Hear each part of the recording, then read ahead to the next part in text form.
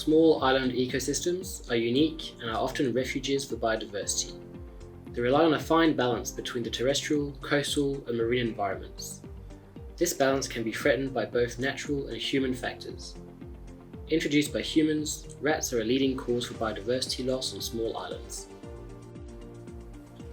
Communities rely on the rich biodiversity found in coastal fisheries and reefs. These environments face a number of threats such as climate change and human activities. Invasive species found on land are an additional stressor as they can interrupt the nutrient cycle and increase erosion, leading to a decline in reef health. Coastal ecosystems such as reefs and mangroves offer protection against extreme weather events and play a key role in climate change adaptation. Healthy terrestrial ecosystems provide communities with essential services such as fresh water, food, and storm protection. These services rely on biodiversity and natural balances. Some species, such as birds and crabs, live on land, but create a bridge between the terrestrial and marine environments. These species feed in the marine environment and return to land to rest and reproduce. This brings a wealth of nutrients to the coastal areas, which benefit both the terrestrial and marine environments.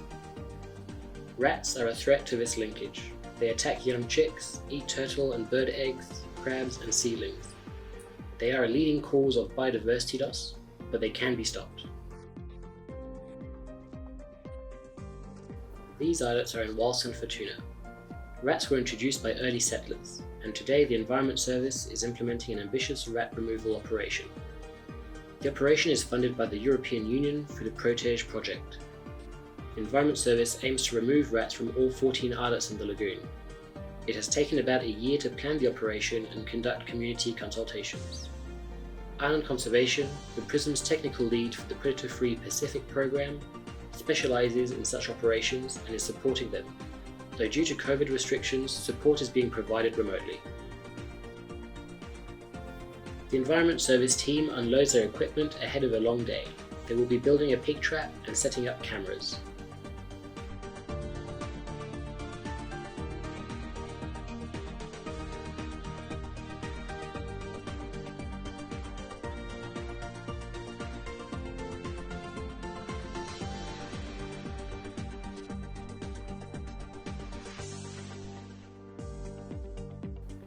Wild pigs and feral cats are invasive species on the islets of Wallis. They damage the environment, compete with and feed on the native fauna and flora. The cats hunt birds and the pigs will eat anything they can find. They must be removed before any rat removal operation can start. If left on the islets, they might eat the bait destined to rats and compromise the success of the operation. The traps are built well ahead of the operation.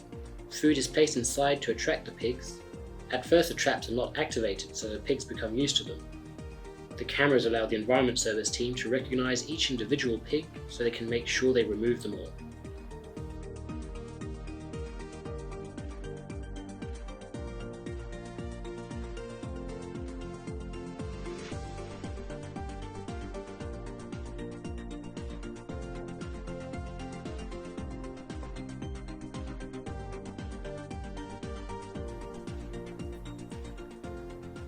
To ensure the entire islets are comprehensively treated and all the rats targeted, a 25 by 25 meter grid is established.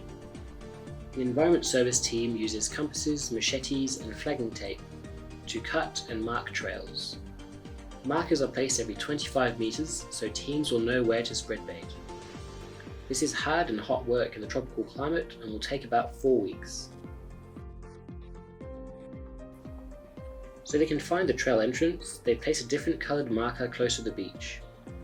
Blue markers set every 25 meters will indicate a throwing point for bait, and red markers will be placed along the way so nobody gets lost.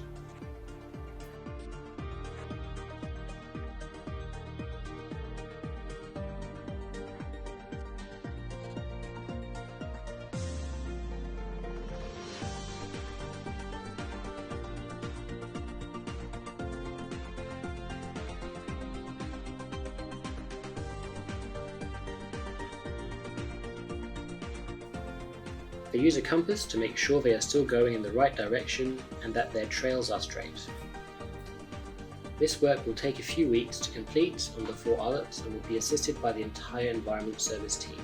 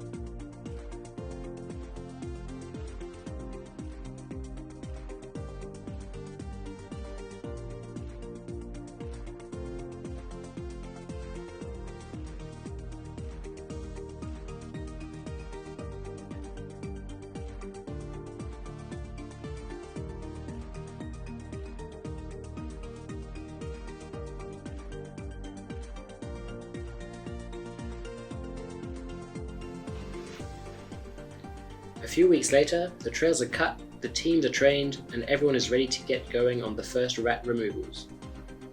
4 islets totaling 21 hectares will be covered over the course of a week. The team is hoping for good weather, as rain would slow things down and potentially affect the bait and success of the operation.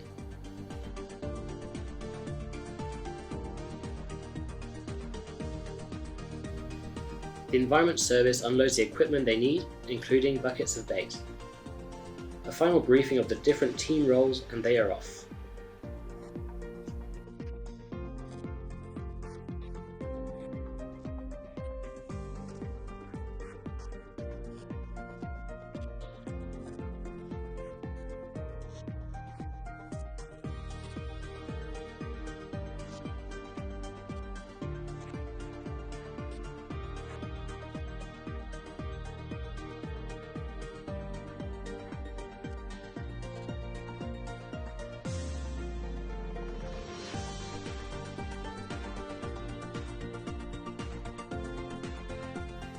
One by one, the blue flags set up in the previous weeks are visited, and a set amount of bait is thrown in all directions around the point. Survey plots are set up so the teams can monitor how quickly the bait disappears.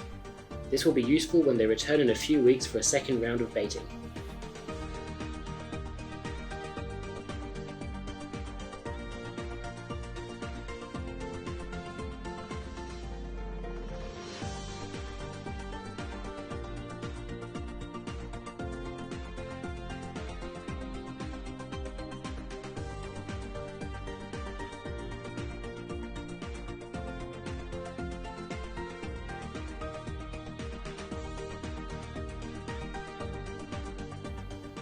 Signs are put up to let the public know that bait has been laid, and not to harvest crabs in the area and avoid dogs eating bait.